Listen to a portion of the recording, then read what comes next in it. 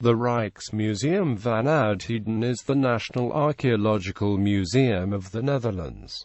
It is located in Leiden. The museum grew out of the collection of Leiden University and still closely cooperates with its Faculty of Archaeology. The museum calls itself the National Centre for Archaeology, and focuses on ancient Egypt, the ancient Near East, the classical world of Greece, Etruria and Rome, and the early Netherlands. Current collection. The current collection of the museum is divided in the following categories: Ancient Egypt, Ancient Near East, Etruscan civilization, Ancient Greece, Ancient Rome, Prehistoric Netherlands, Roman Netherlands, Medieval Netherlands. In the central hall of the museum stands an original Egyptian temple, the Temple of Taffa, which was taken apart in Egypt and reconstructed in the museum. History of the collection. Ruvens takes charge. The collection of the Rijksmuseum van Oudheden began with an inheritance in 1743. After the death of Gerard van Papenbroek, his collection was bequeathed to Leiden University. The bequest comprised about 150 antiquities and was published in 1746 by a professor of the university. It was put on public display, but poorly taken care of until half a century later it would finally get an official curator. This curator was classicist Drive. Caspar Ruvens, the world's first archaeology professor. Along with his duties as a professor at the university came the care of the archaeological cabinet, then consisting mainly of the Papenbroek inheritance. Ruvens quickly added other collections from both within and outside Leiden to the university's antiquities. Antiquities from the Rijksmuseum Amsterdam were transferred to Leiden with government support in 1825. Some pieces from the Thoms collection were among the favorites of the director of the Amsterdam Museum. It was agreed that these would not be moved to Leiden until after his directorship. These became part of the Leiden collection in 1844.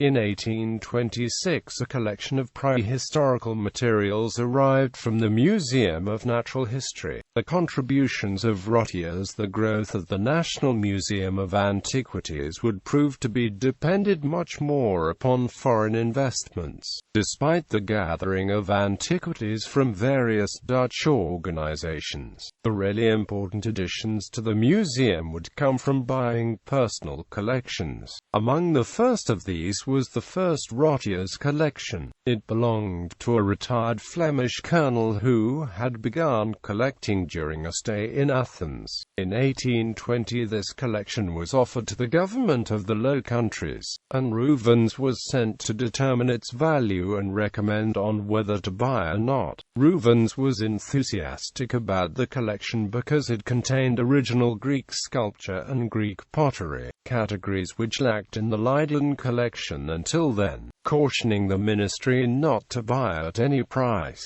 The Rottiers collection was eventually sold for the sum of 12,000 guilders and placed in the National Museum of Antiquities. In 1822 Rottiers sold a second collection of smaller importance to the government. The best piece in this collection would later turn out to be a modern cast of a marble head, a forgery. With both the first and the second Rottiers collections the origins would remain shady. In both cases it was hinted or outright claimed that Rottiers, respectively his son, had dug up at least part of the antiquities themselves. However, in both cases it would turn out that perhaps all of the collection was bought. Rottiers also repeatedly admitted to selling forgeries and misleading buyers, but told Ruvens that he would never desert him and that his earlier mistakes were youthful folly. From 1824 to 18 1826, Rottiers made a journey through the Mediterranean, paid for by the ministry. This journey was Rottier's own idea, and the purpose of it was to buy antiquities.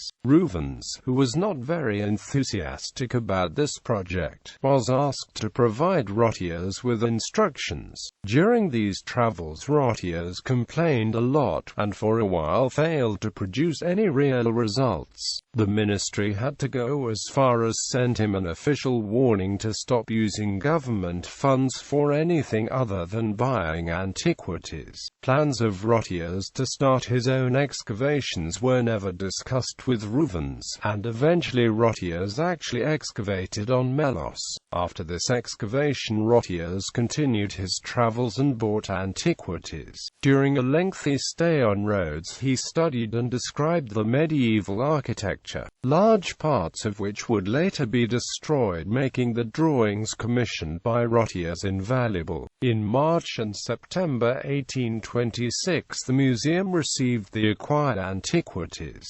Rubens wrote a largely negative report. Though he was pleased with some of the pieces, most were hardly special, and Rottiers had not provided substantial background information. The contributions of Humbert. Rottiers was not the only agent working for the Dutch government procuring antiquities, however. While Rottiers was working in the eastern Mediterranean, Jean-Emile Humbert was collecting and excavating in Tunisia. After selling his personal collection to the government, Humbert was asked to return to Tunisia on an archaeological expedition, raised to the Order of the Netherlands Lion. With instructions from Rubens and with a state-funded budget, Humbert would collect and excavate antiquities in Tunisia from 1822 to 1824.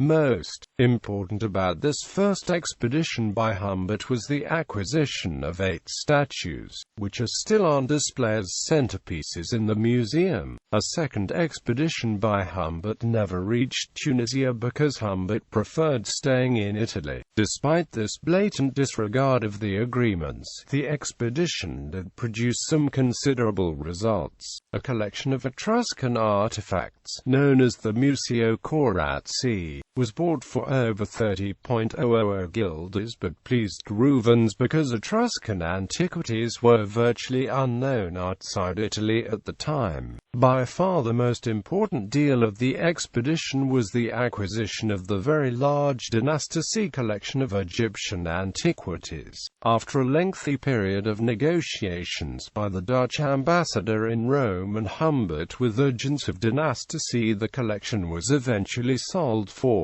roughly 115.00 guilders. It would be the largest deal in the careers of Humbert and Rubens both, and provided the museum with an internationally appraised Egyptian collection. Death of Rubens. In the final years of Rubens' life there was a severe decline in governmental support for the museum. The rebellion and seceding of Belgium in 1830 were costly matters for the king, and little to no room was found for adventurous expeditions or excavations. Rubens died in 1835, after suffering what seems to be a severe stroke by the reports. He left behind a young museum with a scholarly renowned collection, which had grown from the Papenbroek inheritance to now include a large amount of Etruscan, Egyptian, Carthaginian, Roman, Greek and other items. Leemans takes over. After his death, Rubens' work was taken over by his student Conradus Leemans, who had excavated with Rubens and was present at his death. As described below, under Leemans the museum would finally get its own building. Prospects for continuing the growth of the collection looked bleak, however. After royal interest waned and with the enormous cost of the Dynasty deal still in mind, Leemans found a solution by using the official gazette to appeal private collectors, Dutch ambassadors and consuls for donations and aid in building the collection. The appeal was successful and objects from all over the world kept flowing in. In 1839 Leemans Leumans, now appointed director, bought some 100 vases with funds from the king. They belonged to a collection that had been excavated a decade before in Italy and belonged to Lucien Bonaparte. Leumans published this collection in 1840, and had published the Egyptian collection the year before. The Etruscan collection was published by a colleague. Publications would continue, and the next period in the history of the museum is described as a period of consolidation after the restless pioneer years. History of the housing. Before and under Rubens,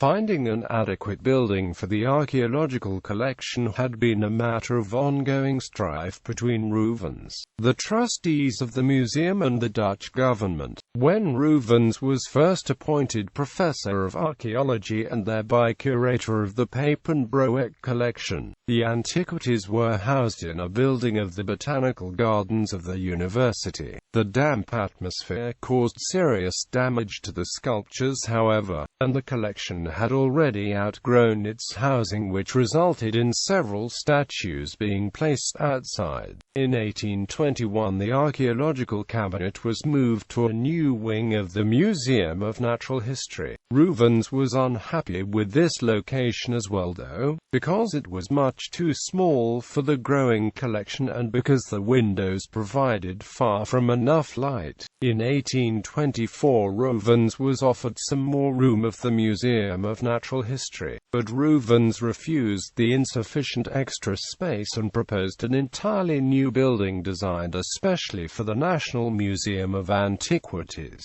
which would also give him a lecture hall, restoration facilities and other required rooms. Rubens' plans for this new building would prove much too expensive. Unfortunately, the collection continued growing, however, and the room granted to it was obviously insufficient. Several other solutions were sought, including redecorating a medieval church and giving Rubens part of a new academy building. Rubens refused these options, however, because they weren't real solutions. This led to considering a much more drastic plan, moving the museum altogether to another city.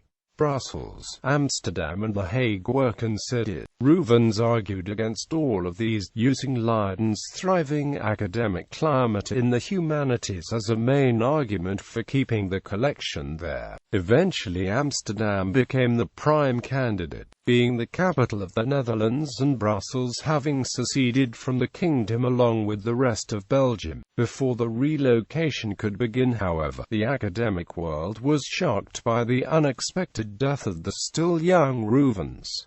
Under Leumans, Rubens' student Conrad Leumans was appointed temporary curator of the collection and was asked to compile reports on the state of the museum and Rubens' intended publications.